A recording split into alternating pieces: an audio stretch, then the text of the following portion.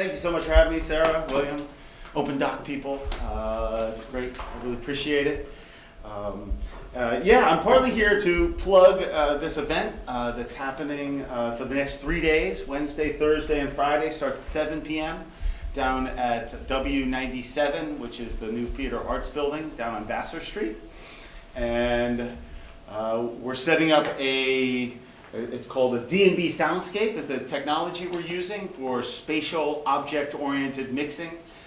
Basically surround sound. It's surround sound, but it has a slightly fancier method of doing surround sound that involves not just the levels of sound that comes out of each speaker, but also it uses delay to give the impression that sounds are closer or farther away.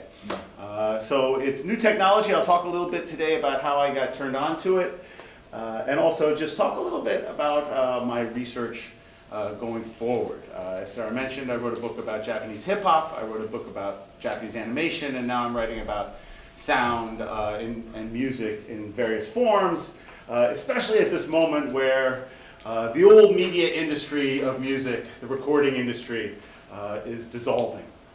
And in its place is a very kind of interesting, natural, social experiment, economic experiment in music and livelihoods, all sorts of new technologies as well around sound. And so this time I'm doing a bit of a comparison between Tokyo, Boston, and Berlin. And I'll give a little taste of some of that today. The what, why, and how of sound is part of a larger project thinking about sound, learning, and democracy.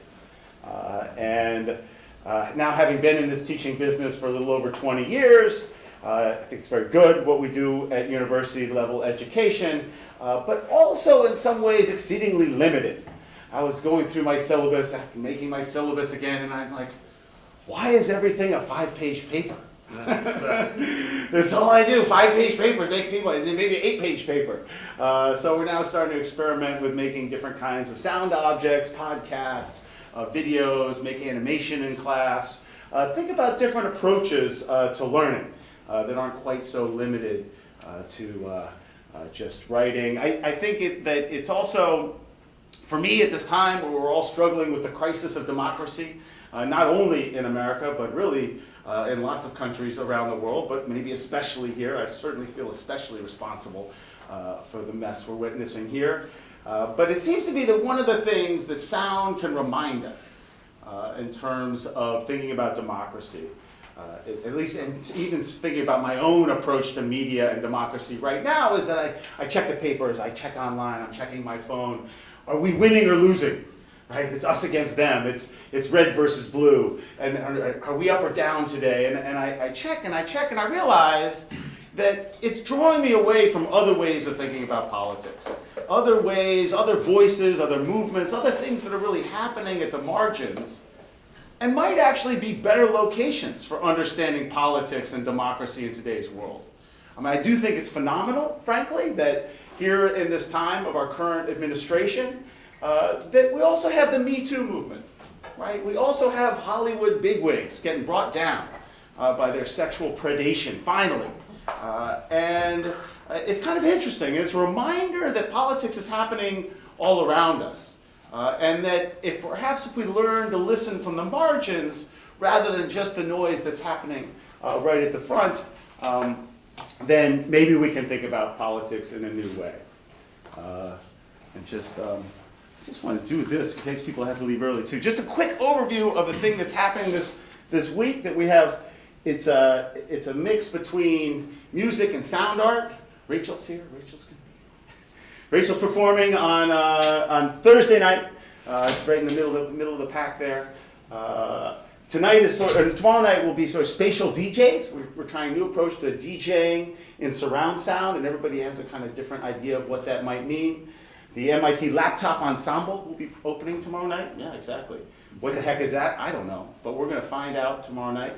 And then Friday, and then we have a whole range from Live Funk. Animal Hospital is another musician guy. Rachel Ben is also with Rachel over there at Berkeley. Soheen is an artist. She's speaking later this semester here at Open Doc Lab. Soheen's making an instrument for this event. We don't know what that's going to be. Michael's coming up from New York. And then Friday is our collaboration with Non-Event. which is the local experimental and abstract sound series that's happening. They do really wonderful events. And so I'm working with them, and they helped curate and organize Friday night. Victoria Shen, local legend, Ghostgrass, he'll be playing a synthesizer, Asha, Mark, and then we'll finish up with Breaking Forms, which is Nicole and Juan. Nicole's getting her PhD in Todd Mackover's lab, and she and Juan are in the band of Breaking Forms. So it should be a mix. It's kind of a showcase. It's a workshop-oriented idea. We've just started playing. We started this Spatial Sound Lab, which is a community surround sound production studio over in W20, where we have this D&B soundscape. It's quite high-tech surround sound, but really the goal is to build community rather than sort of showing off a particular technology. I'm curious to see how that gets going. Anyway, so let's just get started. A little bit of sound. I want to make sure we have time for discussion, so I'll just touch on a few topics of some of the things I'm thinking about. I'm a cultural anthropologist by training, and one of our music anthropologists is Stephen Feld. He did a lot of work in the Papua New Guinea rainforest.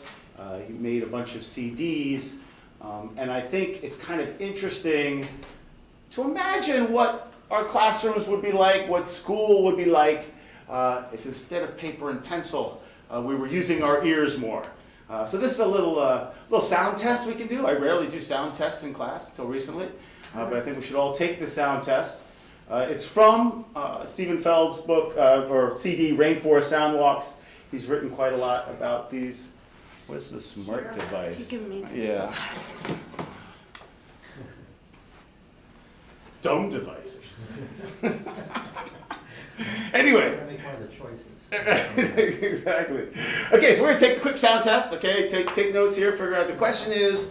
We're going to play 3 samples of sounds, and you're going to try to figure out whether these are sounds from the morning, sounds from the afternoon, or sounds from the evening. Okay, so here's sample 1.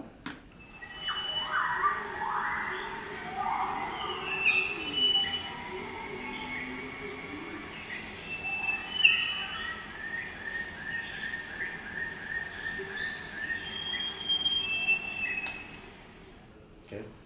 Don't divulge your answers. We'll take the whole test first. Here we go.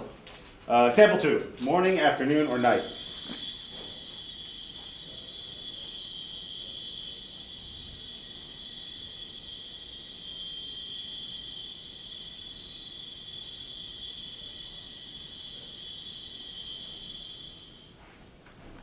Okay, and sample 3.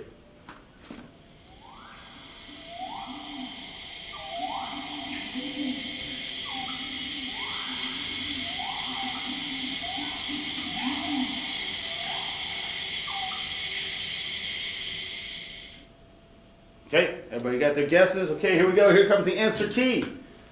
Afternoon, night, then morning. Okay, how many people got all 3 right? All right. All right. How many people got 2 things right? All right, 1 thing right. Yeah, nothing right. Yeah, okay. Yeah.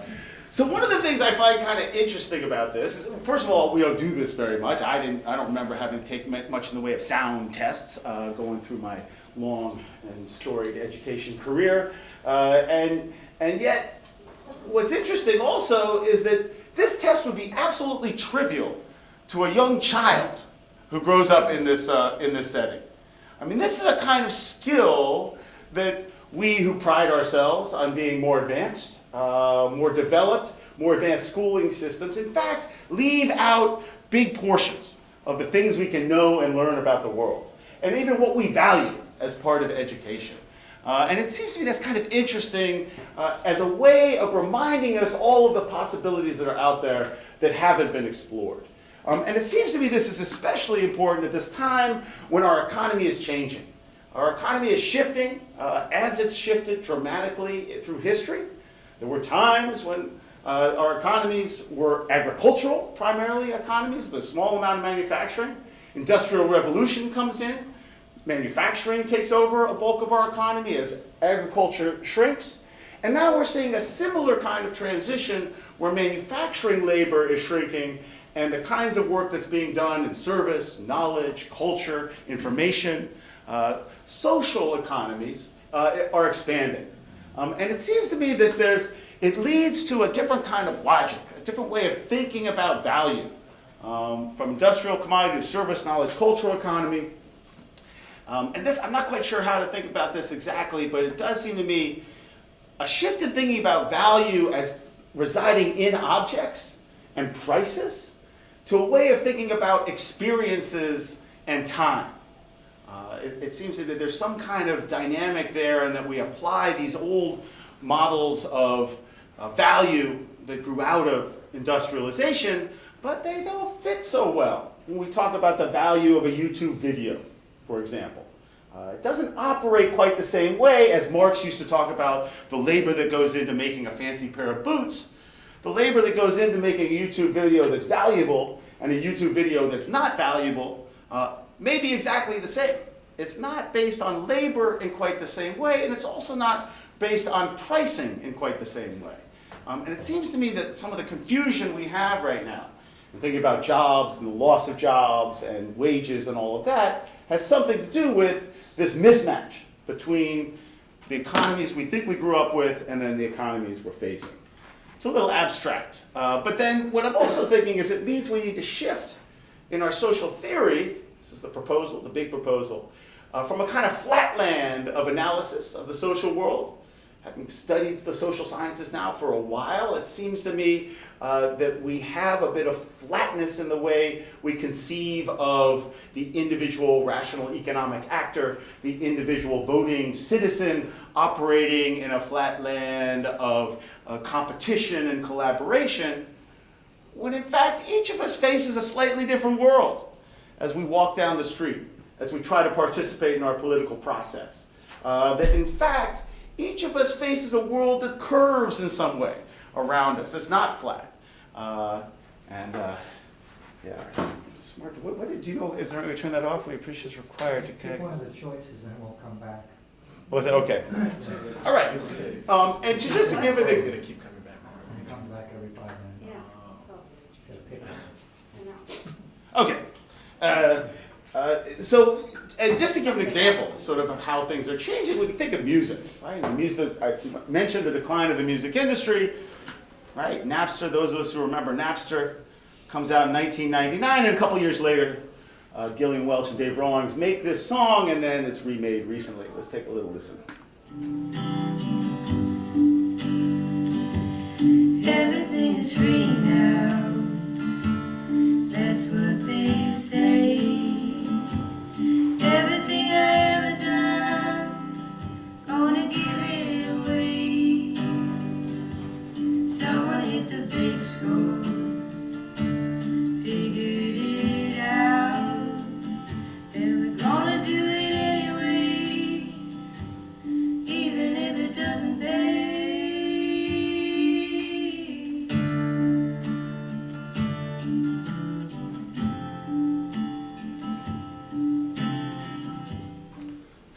There. Bittersweet song. Question? Comment? No.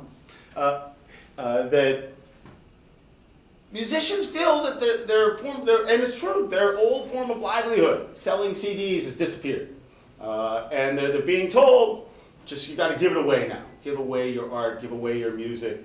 And this is sort of a cry, a distress signal of some sort. But it highlights that musicians and sound more generally, these folks are caught in the middle of a rapidly changing world. And it's important for me because I always tell students, you gotta change capitalism. They say, you can't change capitalism. It's the only game in town. You know, communism isn't that successful. Hell, even China is capitalist now. So what are you going to do? But if you think about it, capitalism's always changing, right? It's always had this kind of radical transformational process that goes on, and so that it seems to me music world is a place where we can love music and still hate all kinds of music. So it's an interesting kind of example, it seems, a model for thinking about democracy as well. Like, I disagree with so many people's opinions out there, but I think you should have the right to those opinions at some level. And music's sort of like that too. Like, I can hate or whatever genre of music it is, but still want people to participate in the worlds of music. So that's a little bit the idea there. Let's see.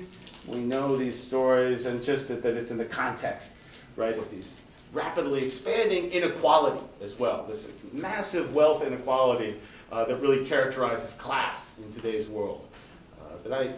Again, I'm a social scientist. I've been studying class. I thought class was working class versus educated managerial people like me. But then you learn that, in fact, there's this tiny layer of the super rich at the very top of the entire global economic class that's causing massive distortions in how power and how wealth flow around the world. You probably heard the example that if you take the top 60 wealthiest people on the planet, put them on a bus, they have more wealth than half the other people living on the planet. A planet of 7.5 billion people. So that's remarkable. It's out of control. I think it needs to change. And yet, when people think about change, they say, well, I don't want government. I don't want a top-down. I don't want somebody else deciding, if we take that money from the rich, deciding where to put it into our society. And that's where, again, I think music and the collaboration and competition among musicians, and it works in other fields as well, other media fields especially, where it's cheap and easy to make something. Okay, I think manga is very democratic this way as well, because the paid comic books, paper and pencil, one person, you can do it. Same with music. It's this kind of low level of entry compared to something like animation. Making an animated film is a nightmare, even for hundreds of people. So to me, it's kind of interesting to think how we might find this other way to think about participation that's not top-down. And it seems to me, too, that one of the things this points out, and this is sort of thinking about from flatland to curvature, it seems to me that one of the biggest lies we have right now, promoted by the economics department just down the street, is that $1 equals $1. This is obviously not true. Again, half the planet lives on $5.60 a day. Okay? For those folks, that's a lot of people on the planet. They live on $5.60 a day. $1 is a lot of money, actually. $2 be a big amount of money for them. Whereas if you're a billionaire, $1 is nothing. And yet all of our economic data hinges on this idea that $1 is comparable to $1.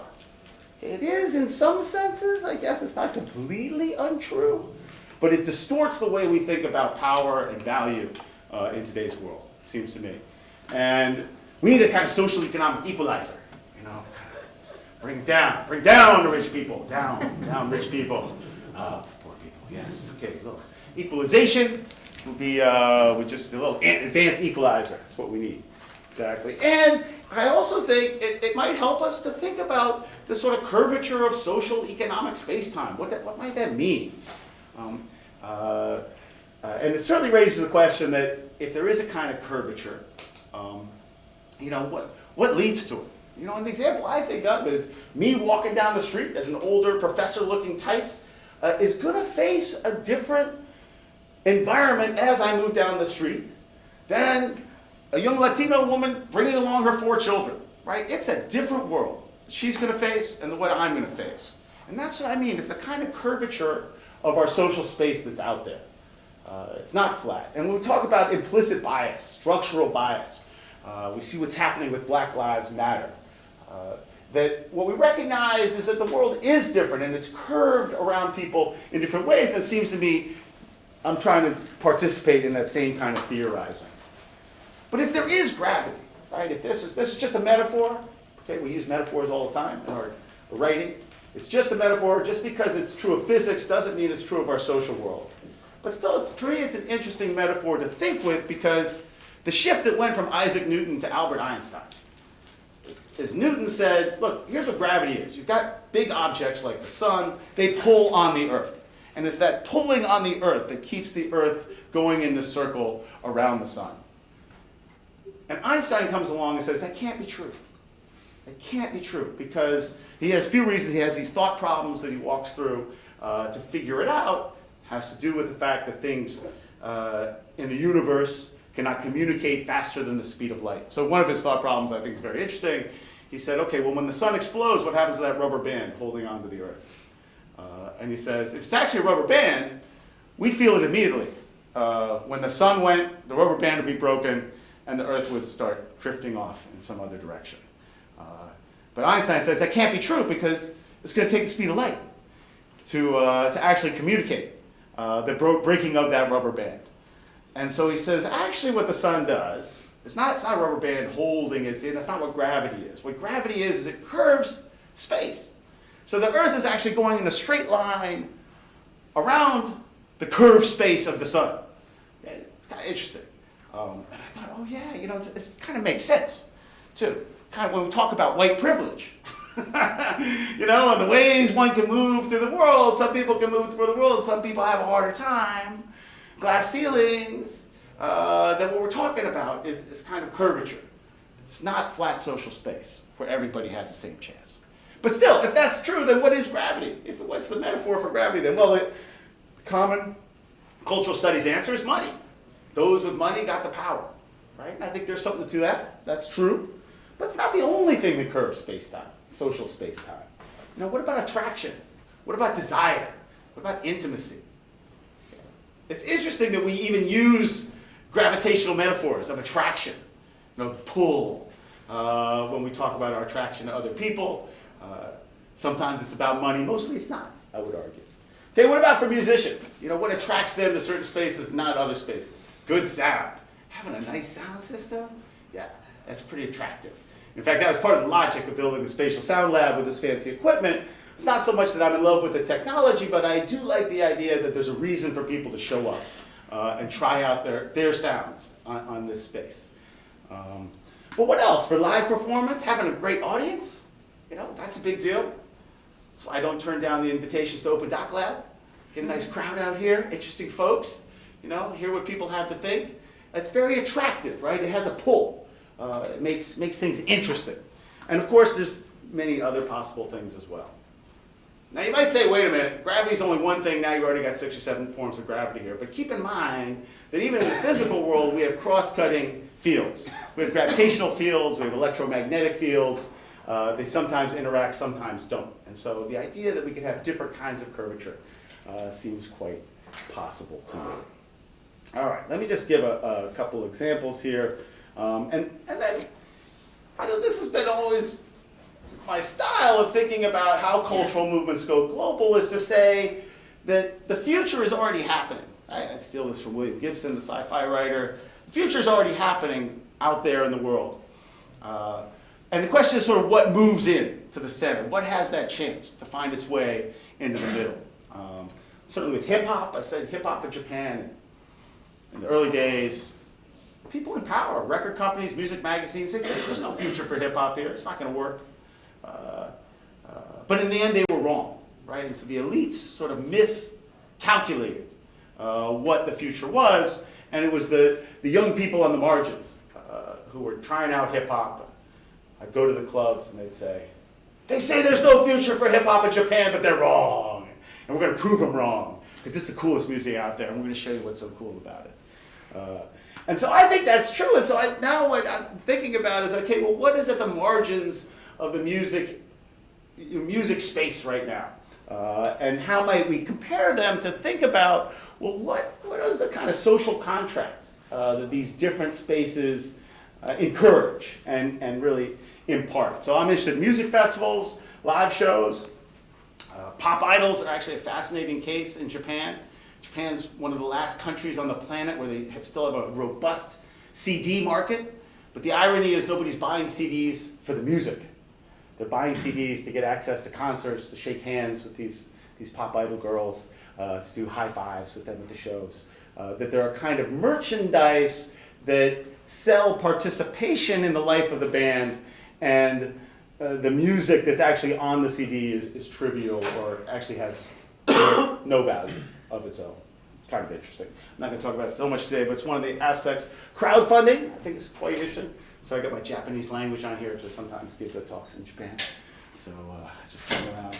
Crowdfunding is interesting. I do think crowdfunding, somebody like Amanda Palmer, who's been very successful in raising money for her work, somewhat controversial, but I think it's quite interesting what she's managed to accomplish.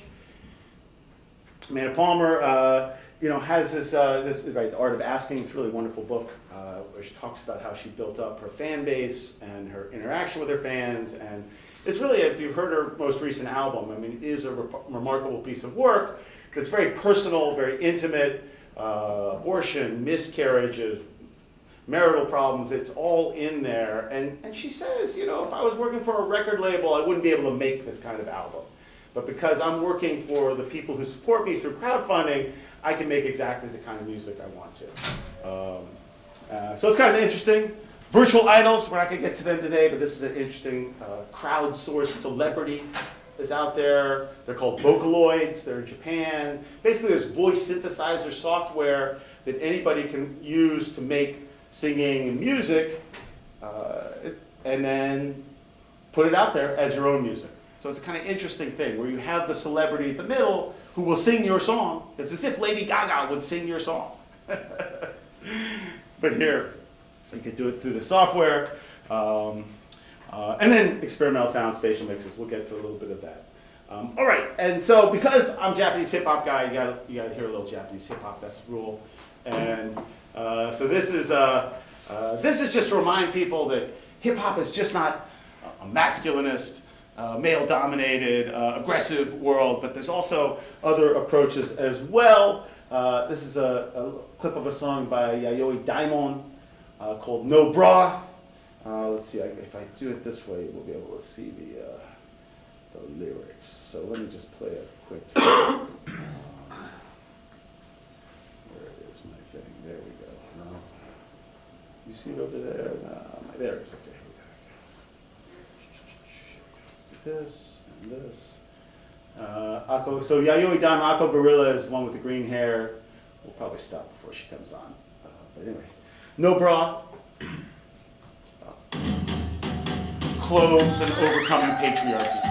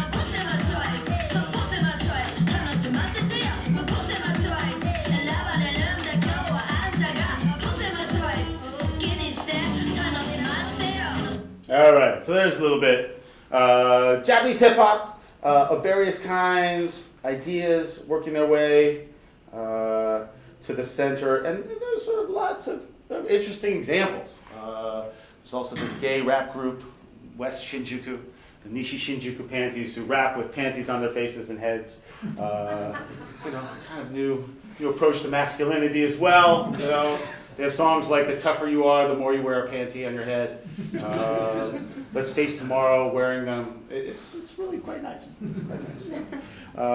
And for me, it makes sense because there are these ways in which these small clubs, kind of at the margins of the scenes, often forgotten as part of, not measured really as part of the recording industry and the big movements that are out there, nevertheless seem to also be the places of the most interesting experimentation. And one of my field sites is this place, Bonobo.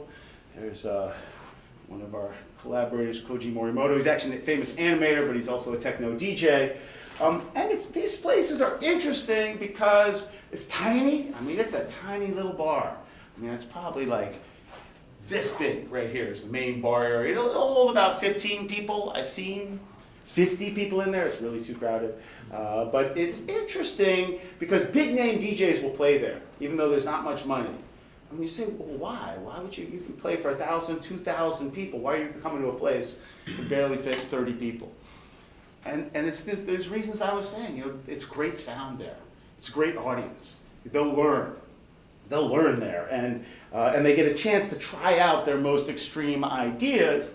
And so it seems to me that what's fascinating is that the draw here, the attraction of a place like this, is the possibility of learning about yourself. Not kind of an economic return, but a conceptual return, an experience return. And again, that's what I'm talking about. I'm thinking about how the value of this new kind of economy probably hinges more on this side of things than on, say, owning a CD or a record. Okay, that's what it has great sound, design, acoustics. It was probably this place that really turned me on to this idea that you could mix sounds in certain ways where you could talk as well as having the room filled with sound. It's very nice.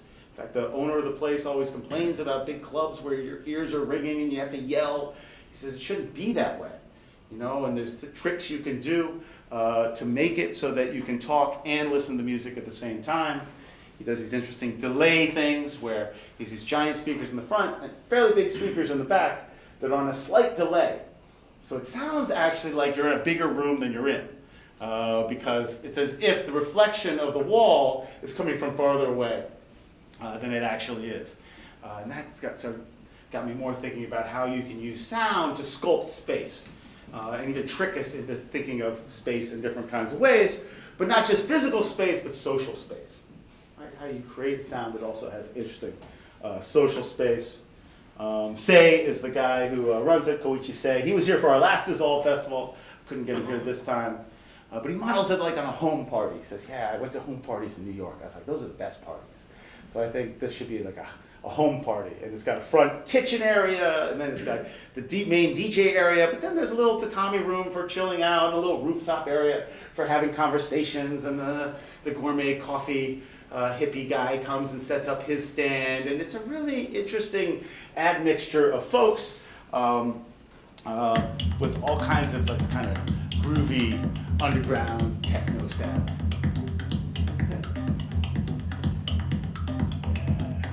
DJ Nobu from Chiba.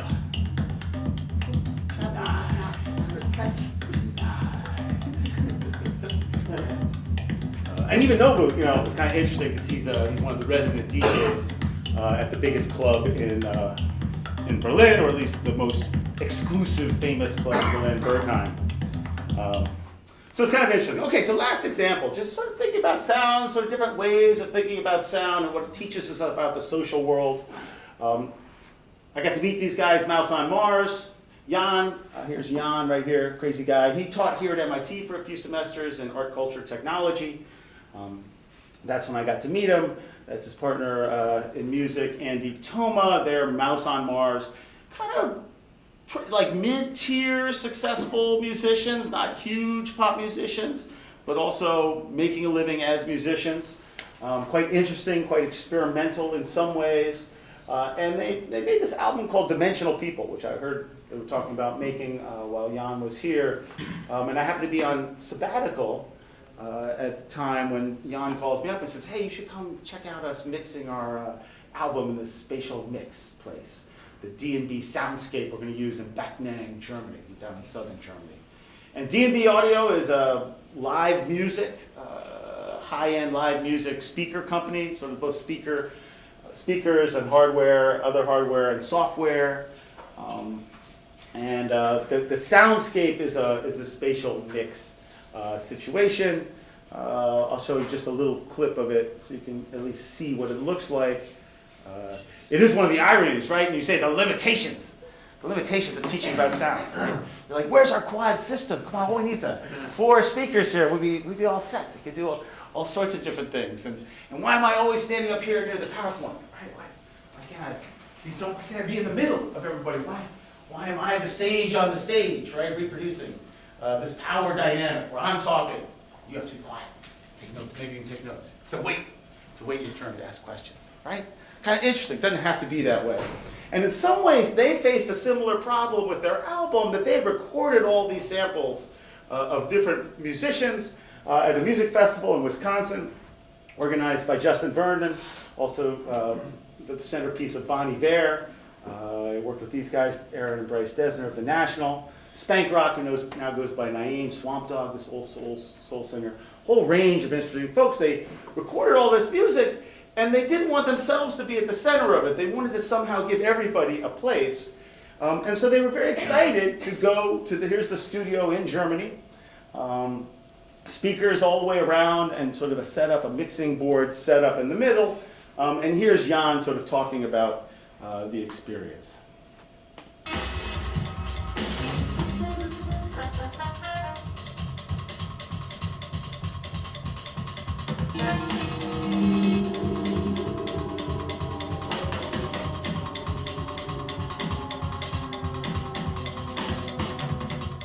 We recorded Zach Condon, actually he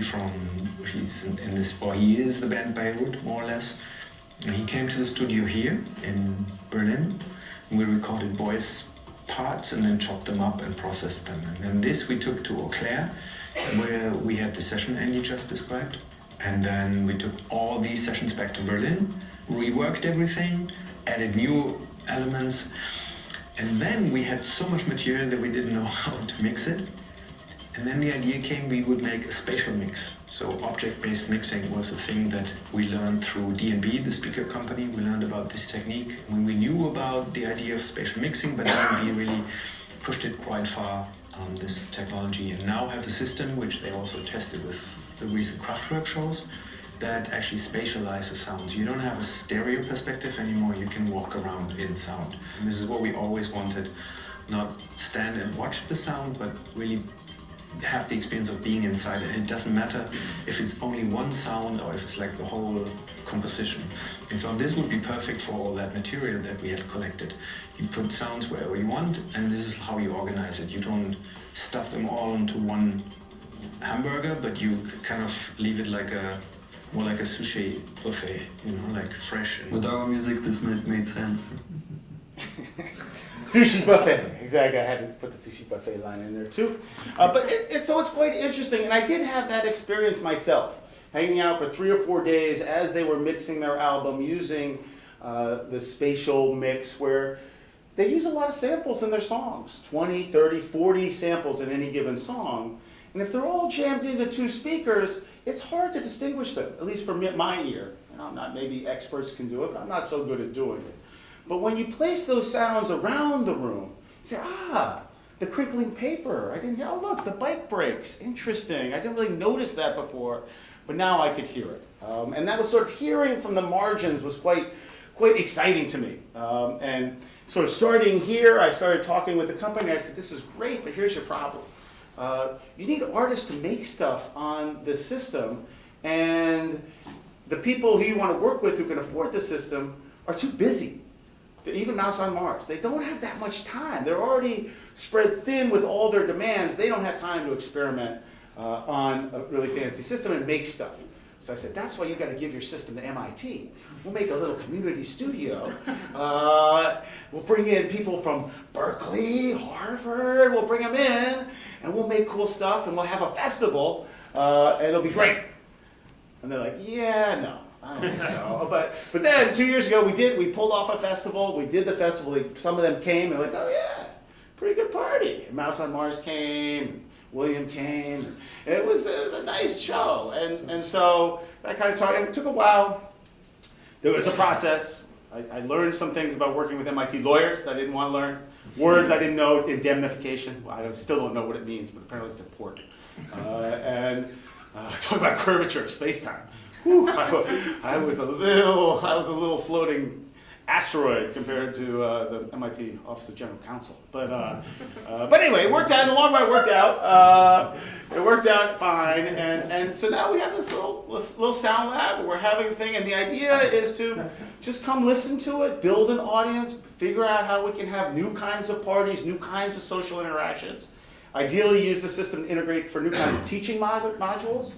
There's things for disability studies, there's things for sensory ethnography, data sonification, and just sound and music too, in really kind of interesting ways. So that's the idea, but I do want to say that, as I mentioned, I'm not totally devoted to the technology itself. There's a few competing versions of spatial sound out there, and they're all interesting in their own ways. And I also think it's important to sort of democratize things in some way, make it accessible. So I made a little 4-channel Walkman hat that you can try quad phonic sound things, the spatial cowboy hat. We tried that out in Berlin. Totally unsuccessful, actually. Not totally unsuccessful, but largely unsuccessful. But still, I think not a terrible idea, nonetheless. And yeah, so let's see. I'm just trying to get to this. So this is it. Sound allows us to experience the invisible, see things behind us. John Stern would call these a cliche, but it's actually kind of interesting in some ways too. Positive connectivity. Think about curvature. And these are just some of the examples. For thinking about democracy as more dialogue, new kinds of social spaces, more voices. And these are some of the ways that I'm exploring it today. That's it, and I'm curious to have a conversation. Thank you very much.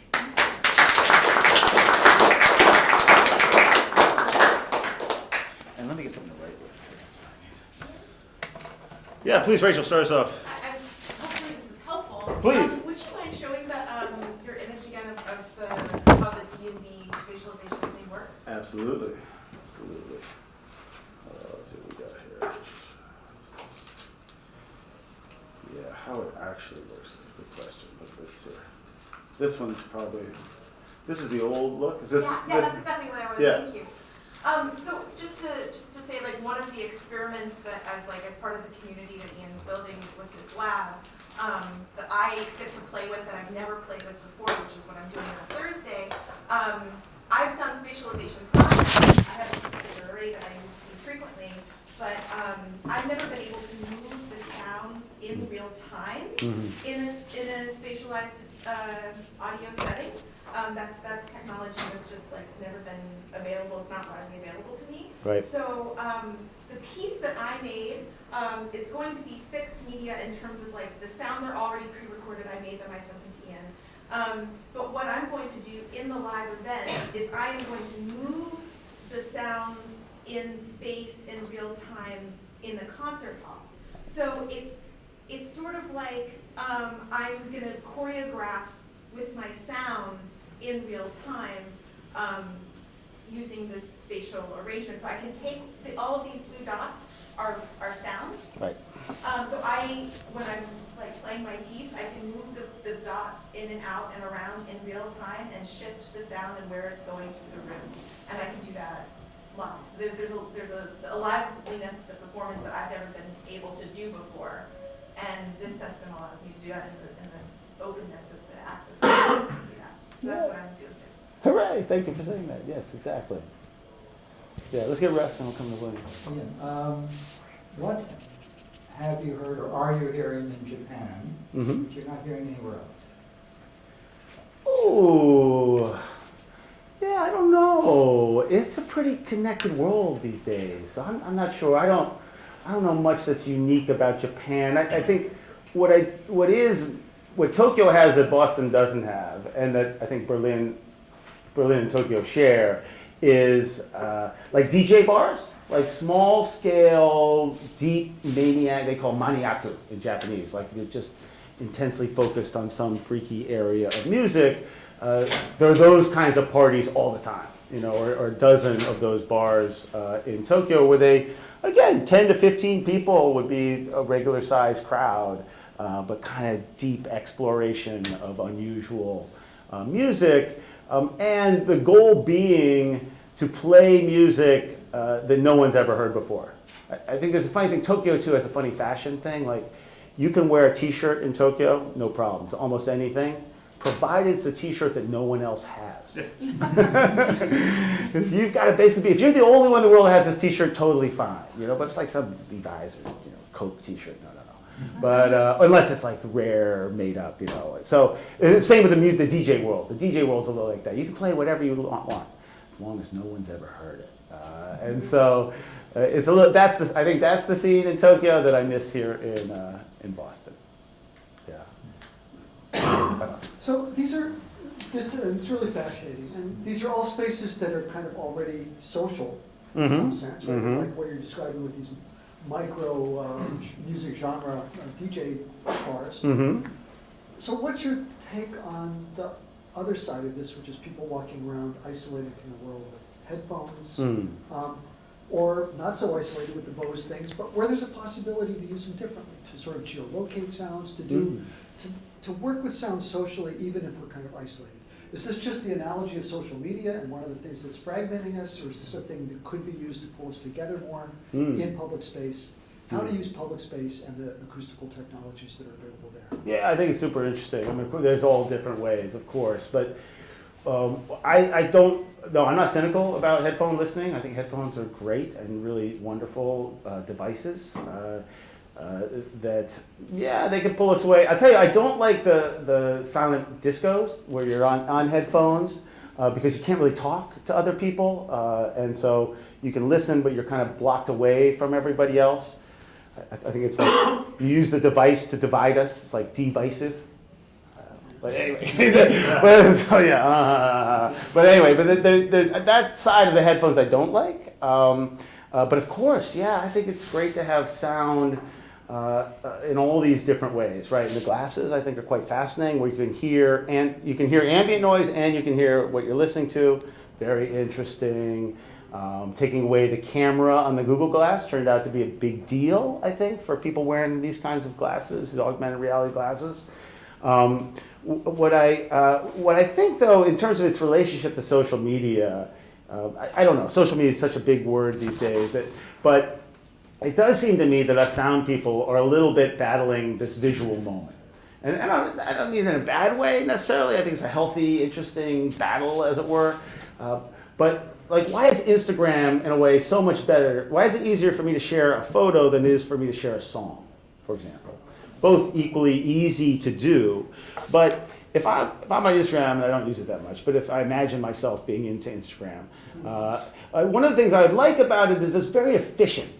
I can go through a lot at once. Boom, boom, boom, boom, boom, boom, boom. I have the experience, again, it's about this getting the most out of our time. I think there's a time element of today's world, time and value. Like the value of a song is not whether I own it or not, or whether it's rare or not, because nothing's rare anymore. The value is the time I spend listening to it. So in fact, that's how I know a song is valuable to me, is that I spend my time, I don't spend my money. But by that logic, Instagram is much better than Spotify, because I can go, I can do 30, 40 things in a minute, whereas a song or a sound experience or getting into one of Rachel's shows, you gotta spend a little time with it. You know, you gotta let it envelop you. You have to give up some of your control of time. And so that's the dynamic that makes us sound people a little bit out of the loop, or a little bit odd right now, a little bit counterintuitive. By the same token, I think pendulum can swing back and say, I'm tired, all day it's clickbait for me, and I'm sick of clickbait. I just want to spend a little time in this orchestral whatever arrangement. Yeah. Were you going to say something, Rachel? You look like you were. I as a small counterpoint, I do like podcast culture. And Yeah. I think that podcast culture That's another aspect too, right? is sort of Doing that, where you is expend doing- time, right? Yeah, that people are spending time like engaging sonically, and it's very social. I mean, there's a lot of cultural, talk and chatter about different podcasts. People talk about podcasts, so that's all. Yeah, I like nice. podcasts. Good. Shout out to podcasts. Yeah, what else? Yeah, thanks so much for sharing your work, and I'm excited to read your project on hip-hop in Japan. It sounds fascinating, and also the kind of comparative work you're doing between Boston, Tokyo, and Berlin. I'm just sort of still thinking about this kind of map right here and the kind of geolocating of sound and sort of sonic experiences people have in these rooms. Mm-hmm. And maybe sort of two related questions. I mean, one, is it sort of changing the ways in which we think of, say, the DJ or the musician? I mean, do we need new terms to think of, I don't know, some sort of sound architect or designer, right, or I mean, right. just how we think of maybe individual artists are working collaboratively.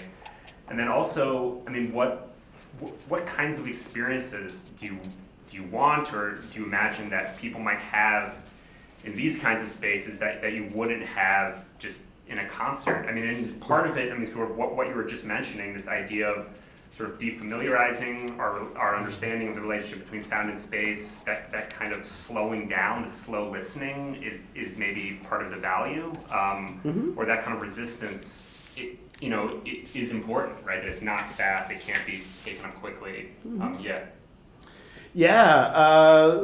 both they're related questions. I mean, the short answer is we don't know. I mean, there's so many possibilities. I think one of the main things that happens with this that is shared is that when you're in this space and music or sound is coming from different directions, each person has a slightly different experience. And I think that's very interesting, very useful. And that breaks up a little bit this, it's the PowerPoint slide. There's like the slide, and that's the slide, and we all get the same slide. But with a spatial sound experience, especially if they're nicely done, as you can walk through it a few different times and experience it differently. And to me, this is an important thing to remind our students that, sure, I'm the expert. You have to take my class and learn from me. But the real point is, what are you going to get out of it? How are you going to take this knowledge and do something with it? And that each person actually is going to hear what I have to say slightly differently and come to it from a different perspective. And I don't feel like we do enough of that in the classroom, certainly me, to say, look, this is about you. It's not about me and my knowledge. It's about you figuring out what to do with the knowledge that's out there. So I like this as a model of that, because it's a little abstract, but here you can actually experience it.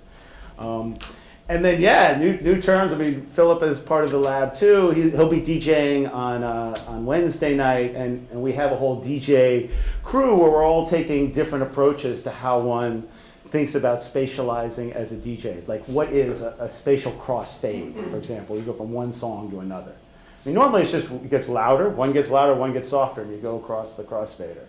But if you could do that in space, and have a song sort of start distant one corner and then slowly expand out of the room and push the other song out the other corner, that should be the kind of thing we can pull off. And this morning we were talking a lot about what is documentary. How are you going to document this event? What's that? How are we going to document it? Yeah, in our heads. I mean, I don't have plans, actually. We talked about it.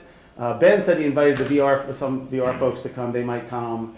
We don't have big plans to document it. I'm happy to have it documented, but I also say, come check it out, and that'll be best. Go ahead. Oh, yeah, we can use the ambisonic microphone.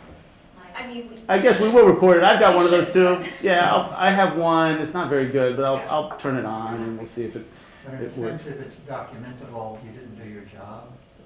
What's that? If it's documentable, you didn't completely do your job. Exactly. Well, there's that. And to be honest, I'm not against documenting it. I just ran out of time, and I don't have the. I'm waiting for somebody else to come by and say, let's document this. Back to the anti-capitalist underlying message of all of this. Like, if you make site-specific and context-specific enough work, that is it's like such a resistance. That's such a mark of resistance against saying that this has been something that you can share for other people to make sure that your brand is being perpetuated. I'm flexible. I don't know. I mean, I can imagine it being cool to make a VR thing. You could walk around inside it. Sure, that sounds awesome. But no, we're not really set up for that right now. We're just trying to get the speakers plugged in, actually.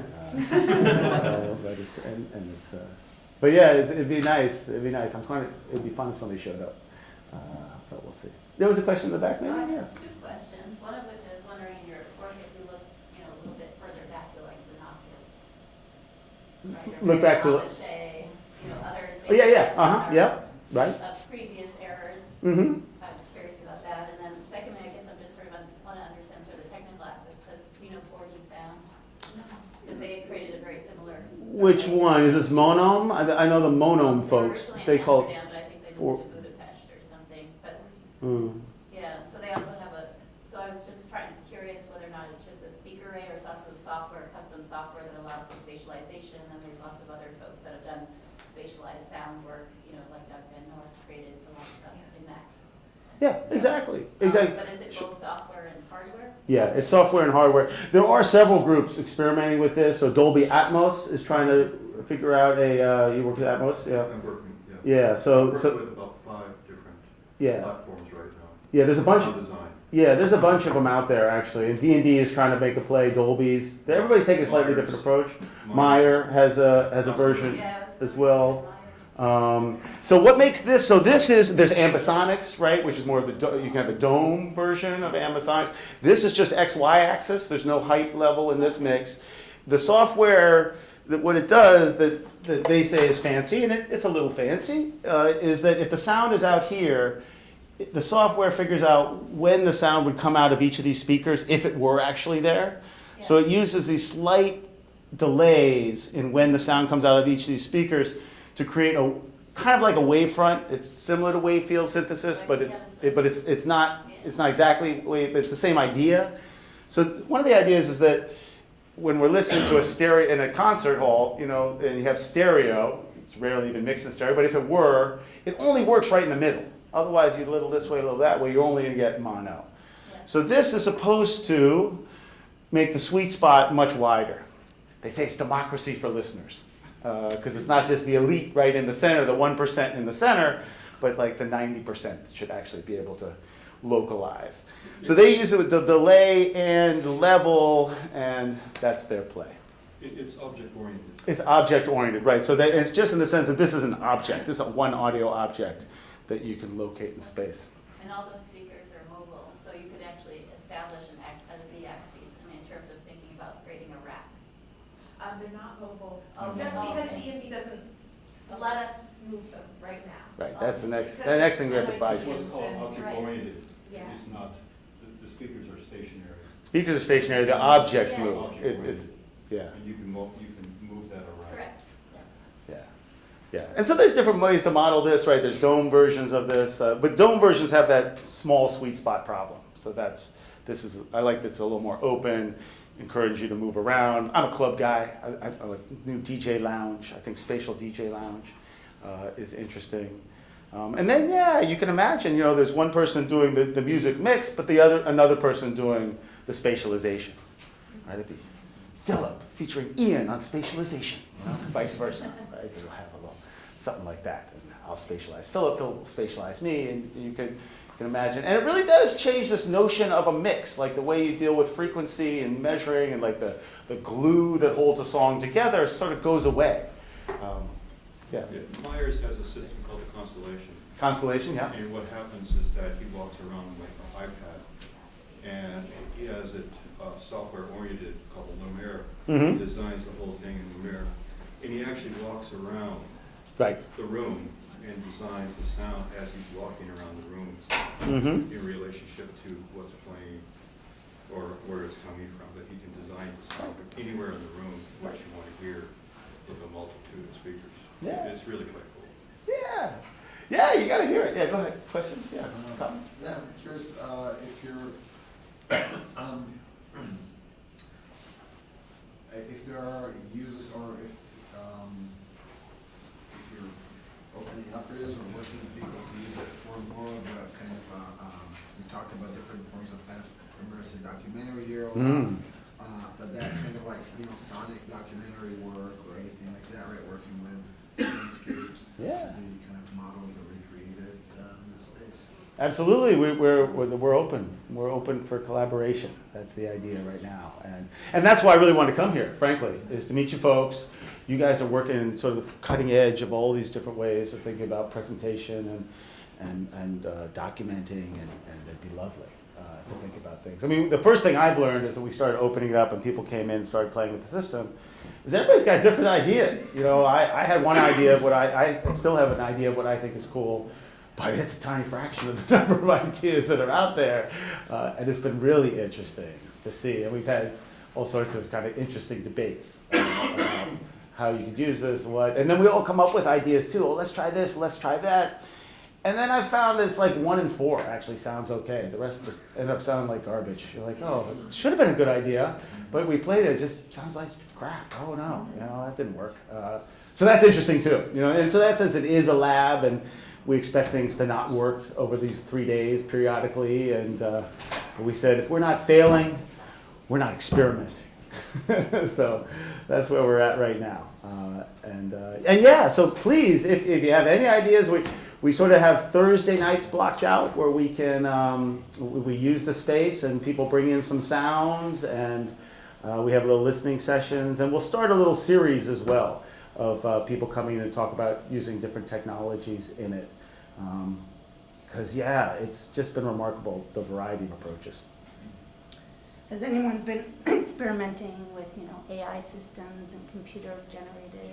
Oh yeah, yeah. I mean, Rachel's stuff, there's a little bit of that, right? Ben's, I don't know, you computer generator. Ben, certainly Ben Hogue does a lot of generative Mac stuff, Mac software. Yeah, he's doing something very cool with AI and language, like his data, trading data is something in Chinese, and I'll get back to you on what exactly. No, but,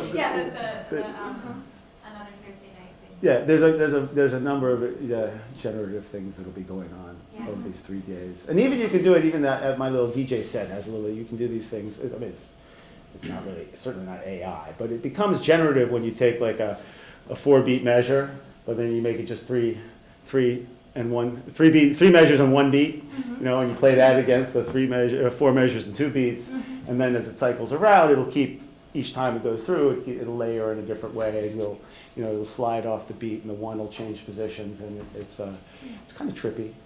So that's simple generative, and then there's all sorts of programming generative that's happening. Yeah, for sure. Anything else? Yes, no? Anything else?